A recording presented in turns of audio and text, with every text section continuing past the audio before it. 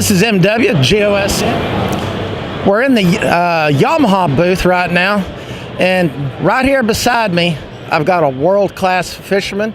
And not only is he a world-class fisherman, he's a champion.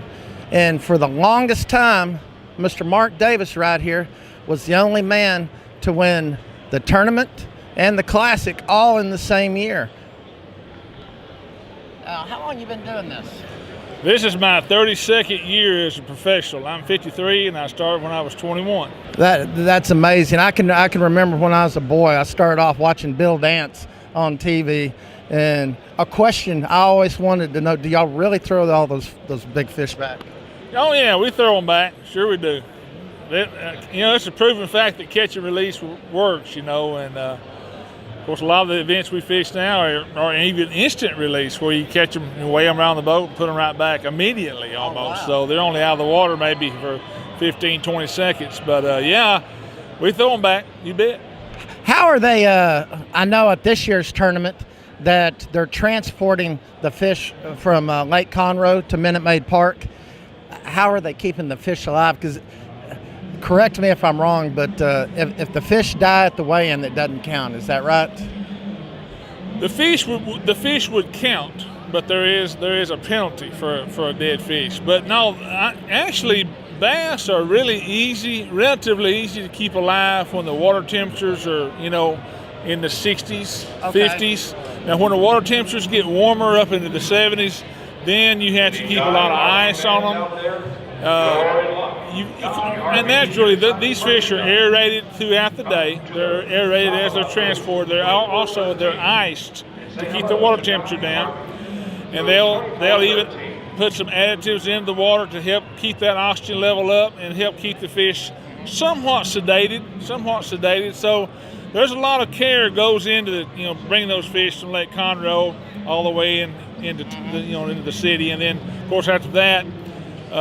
Texas Parks and Wildlife will take those fish and then they'll return them to the lake. So they're well taken care of. But the key is, if this were an event in, say, August, Right. It'd be a lot harder to pull that off and take care of these fish. But with it being a March tournament, water's pretty cold still. Right. And we don't want to go swimming, right? No, absolutely not. They're pretty easy to take care of and keep alive, yeah. Okay. Now, I mean, your shirt, you're covered with sponsors, and of course, at the top of it, Yamaha. How did you decide, or what was involved in you becoming a professional angler? Well, this goes way back to when I was a kid. When I was a kid, you asked me how I wanted to become a professional angler. I was one of these kids that, I've got boys now, for instance. I've got a son that's grown, that's mid-20s, and I've got twins that are 15. You ask those 15-year-old twins what you want to do for a living, they don't know. Right. I was a kid that I knew what I wanted to do. When I was just 10 or 11 years old, I wanted to be a professional angler. So I started, and everyone wants to know, how do you get started? Well, it's different for different people. It's different at different times. In the era that I started, you just sort of started, I see. And you work your way up and you qualify. Of course, nowadays there's a qualifying process, much like there is on the golf tour or anything else. And I'm very, very fortunate to have great sponsors with Yamaha and Skeeter boats. In fact, every boat I own has a Yamaha 4-stroke engine. Is that on right? it. Yeah, and they just can't say enough about them. If I could put it into words, why I like Yamaha, they're bulletproof. Really? They're turnkey reliability. They're just, you don't have to worry about them.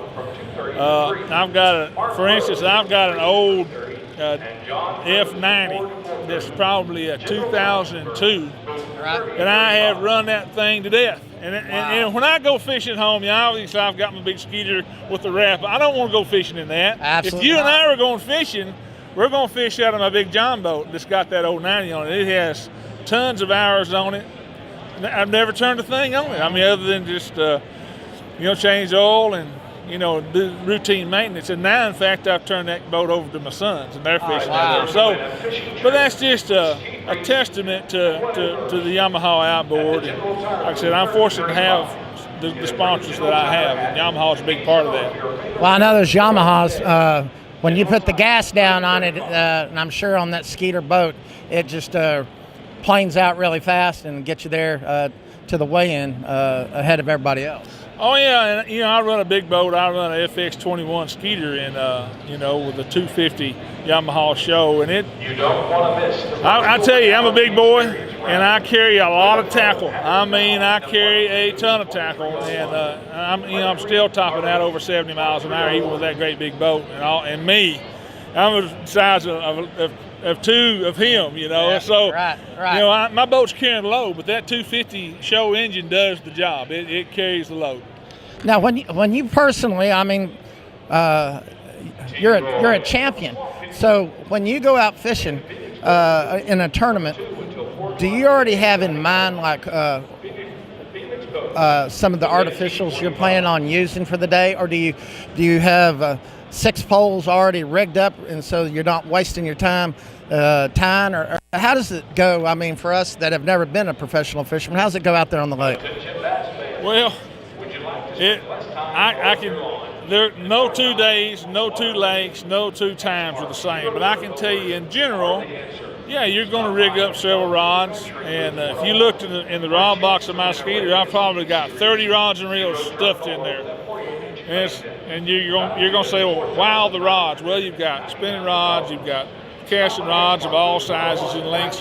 For like building a house, if you're a carpenter, you've got different tools to do different jobs. Rods the same way. But yeah, you're going to rig up 5 or 6 with lures that you think will work that day, and you're going to start going through them and trying them and test them, and eventually, hopefully, you're going to come up with a couple of them that's going to work. Now, I know you got a lot of fishing experience under your belt, and you rely a lot on that.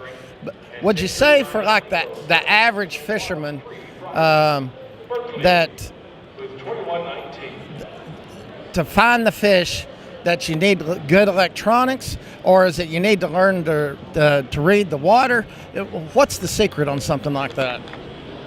Well, electronics are great. It's a great tool, but at the end of the day, you're going to find your fish with a rod, a reel, and a lure. I mean, you can look at, once you get some experience. The trouble is, if you don't have the experience of knowing what to look for with that electronics, you might as well be looking at a map of outer space. You don't know what you're looking at. But once you get some experience, then you can start to say, yeah, this is, I see. You start learning these things. But at the end of the day, it's still, as simple as it is, and this is so profound, what I'm going to say, it's still a rod and a reel and some line and a lure is how you're going to find your fish. I mean, yeah, electronics are great.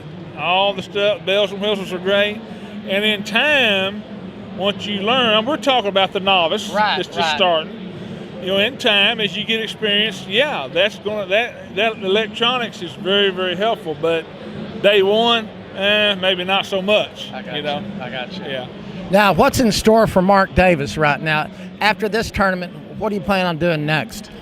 Our next event is at Toledo Bend, which is on Louisiana-Texas border, and we'll be headed there. And that's actually coming up here only about 10 days. So we've got that one. And it just goes on. We'll fish there. We've got one at Rayburn. We've got one in Mississippi. We've got one in New York. We've got one in Michigan. Got one in Wisconsin. So we're all over the map. Now, for the people out there watching, like in the NFL, okay, you got 16 games and you got the playoffs and go. In the tournament series and stuff, is there a certain amount of tournaments that you have to qualify for, or is there a certain amount you have to hit, or how does that work? Well, on the Elite Series, let me explain briefly. The Elite Series you would compare it to the PGA or the major leagues in baseball. Absolutely. So then below that you've got qualifying events, like you got opens. Right. This like like you'd have AAA ball, AA ball, A ball. So you work your way up, get to the Elite Series. Now once you're there, to stay qualified, we have 9 events. Wow. Okay. And they're all points events, much like NASCAR. So I see. As long as you're roughly in the top 60 or 70, out of 110 I got at the you. end of the season, you're requalified for the next season. If you're not, you're going to fall out and have to go requalify. So the top 35 obviously go to the Classic.